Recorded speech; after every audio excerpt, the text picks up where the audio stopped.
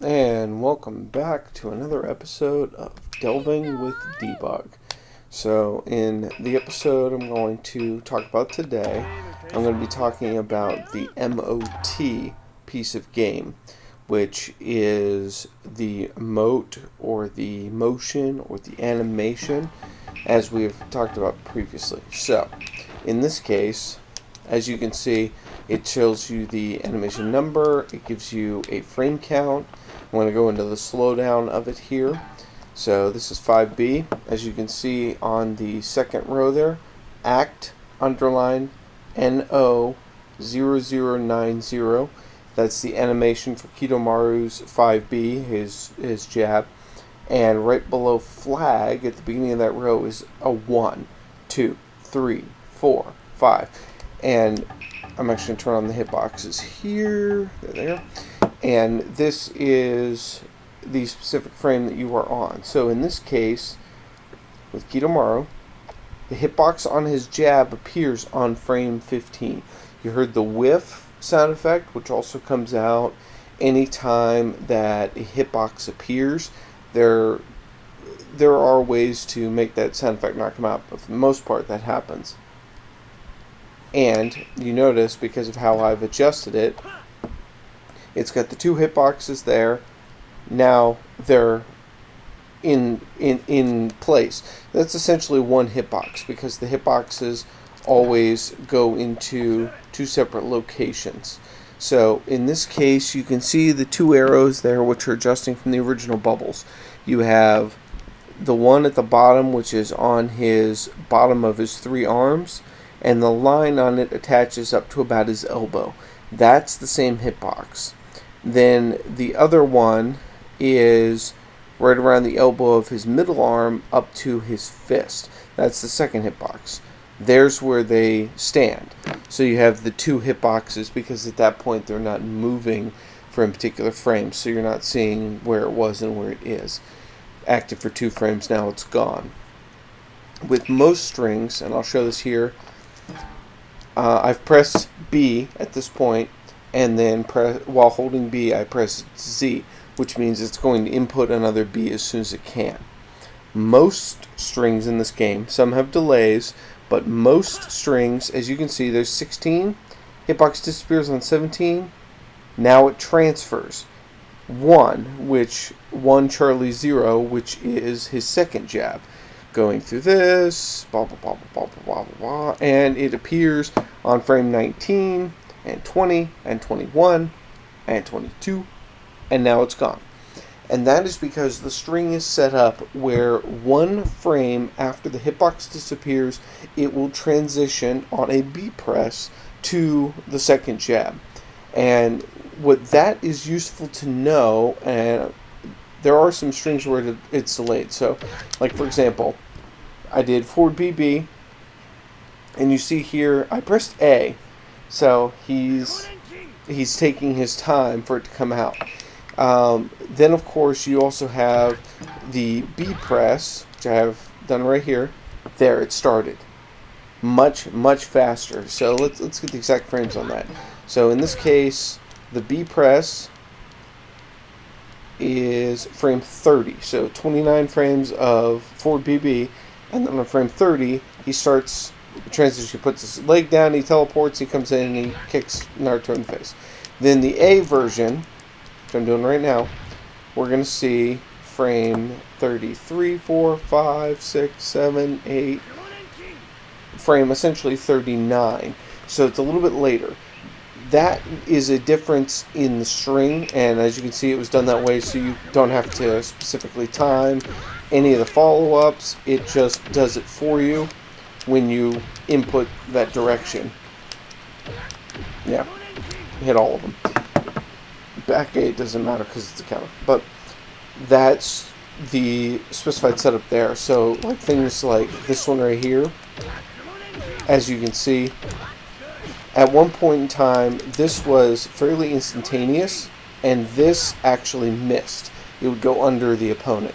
So I had changed the delay timing on that. But this is something that you can look at because, the way I have it set up here, Kidomaru will block, Naruto will not. So if Naruto hits me with his 5B, and you're seeing the number there. 20 is block, which is essentially a weak or a medium strength mid block, so something that's not too extreme. And you can see, I think it's 19?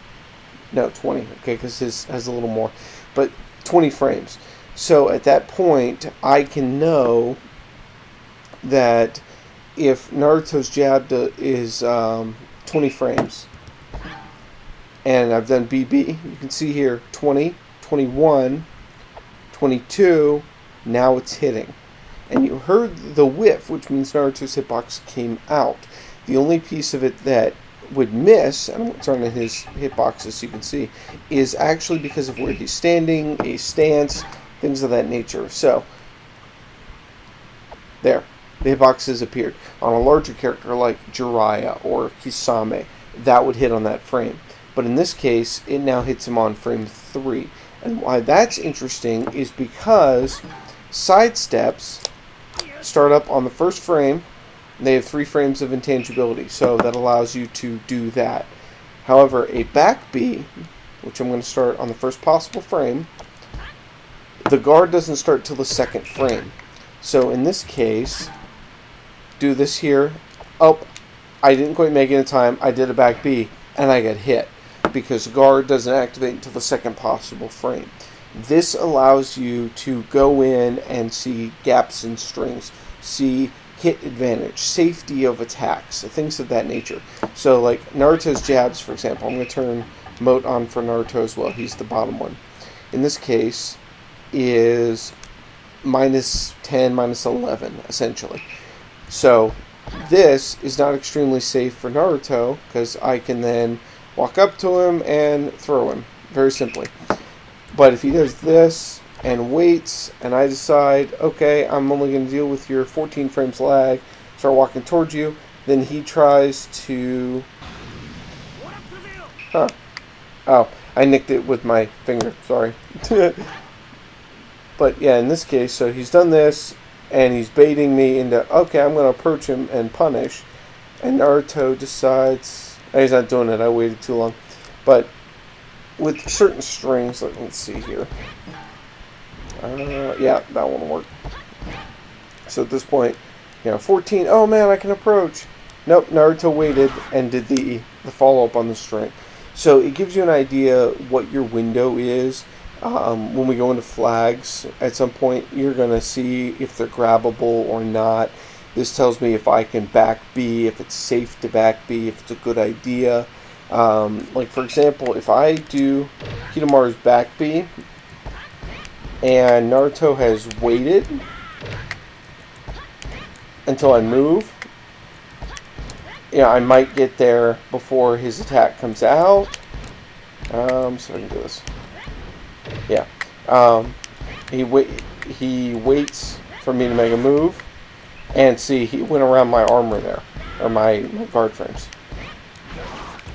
He went through my guard frames, and that's the kind of thing you're looking at is if he does this at a normal pace. You can see 1, 2, 3, 4, 5, 6, 7, 8, 9, 10, 10, frame 10, which means he can then do that. That is essentially safe against everything except Ino's forward A.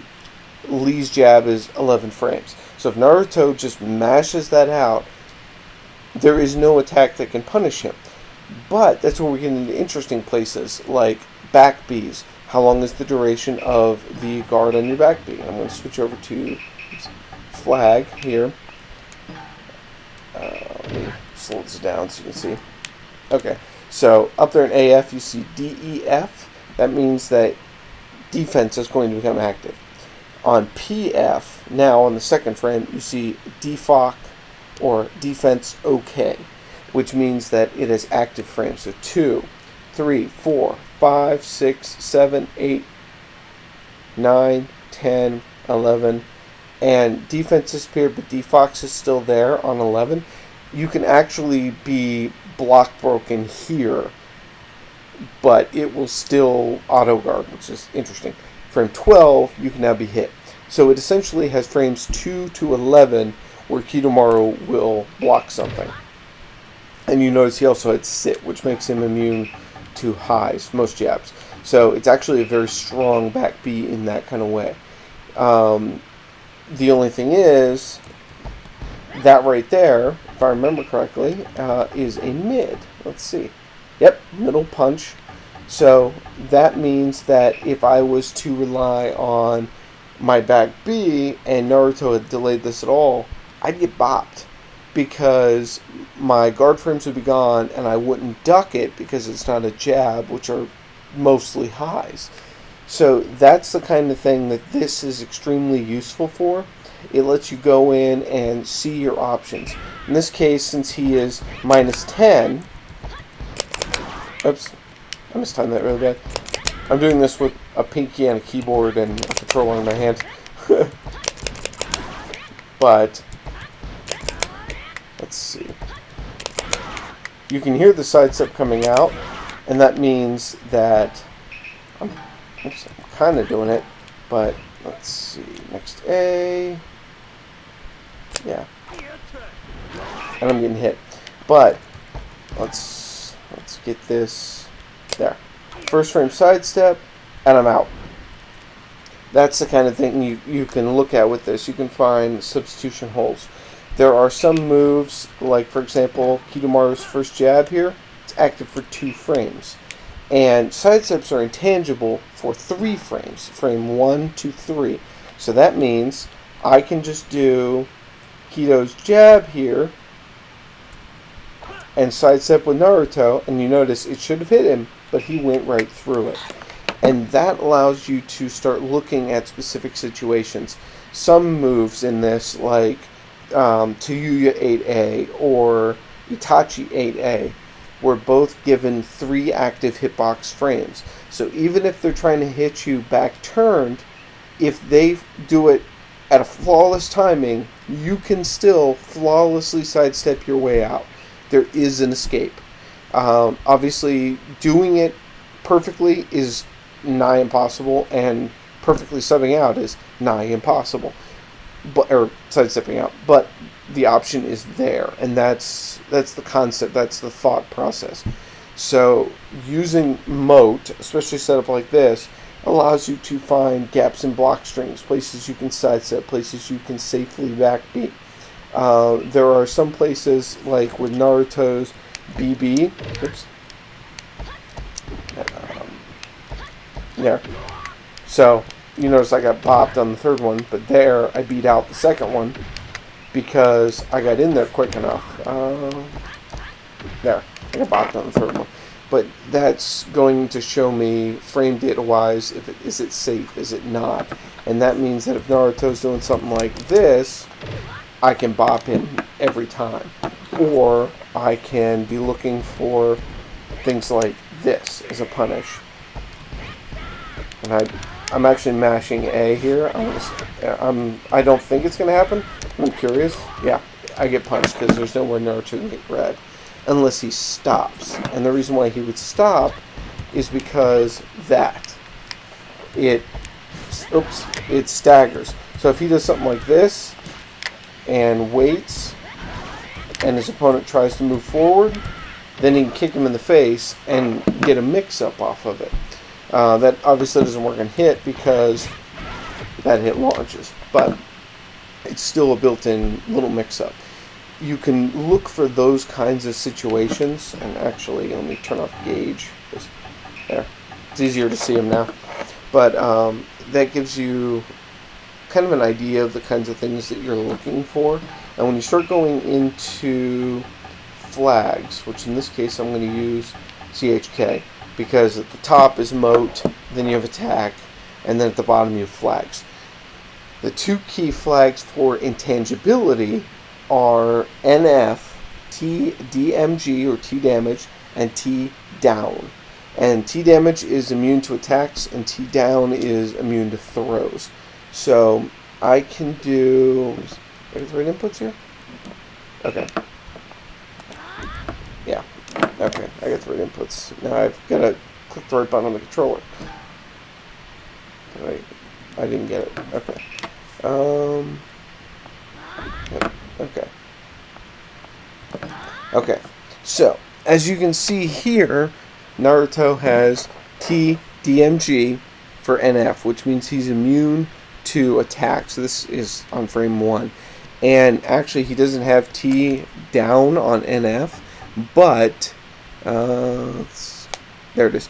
You can hold L or R to bring the menu up.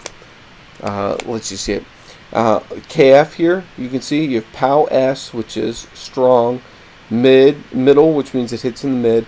Punch, that actually doesn't matter. It's punch, kick, or throw. Throw is the only one of those that actually matters. Break means it will push on your block. And butt is Butowski or flying screen. But what this tells me is there is no KF, T down, which is the only time that the opponent can be grabbed during an AF attack. So this means that Naruto cannot be grabbed because there's no KFT down during an attack, and NFT damage means he is fully intangible. And that means there. So you want to look at this, and there's the hitbox and the explosion. You notice on the explosion, there it is. So the hitbox comes out, you heard the whiff, boom. Now, T damage under NF is gone. That means Naruto can be hit at this point. Obviously, it's going to be very difficult to do so because the hitbox is already active, so it'll probably hit you unless you have some kind of intangibility from an Ino or a Naruto or a Sakura Super. And also, you'll see it under RF on the under the flags, Haziki, which actually deflects projectiles. You see that with things like chitin, and when you hit things with Zabuza's sword. That's what Haziki is. It knocks the kunai away. That pretty much means that unless you have an intangible attack, you will not be able to hit Naruto during this attack. Because he knocks projectiles away. For the first frame of the hitbox, he's still intangible. So he'll knock projectiles away, he'll knock people away. At most, you could trade with it, but this is the kind of thing that Debug lets you build into very, very in-depth in the lab. And something I realized I didn't mention in the last one because we're wrapping up here. There's two little things to remember. One, to leave here, you hold Z and you press start, which quits out. And if you leave anything up there, if you go into any other game setup, even if it's not a debug, your debug stuff will still pop up. The hitboxes will still be there and stuff. So you'll either need to reset the ISO or go into the debug mode and manually turn off what you were looking at.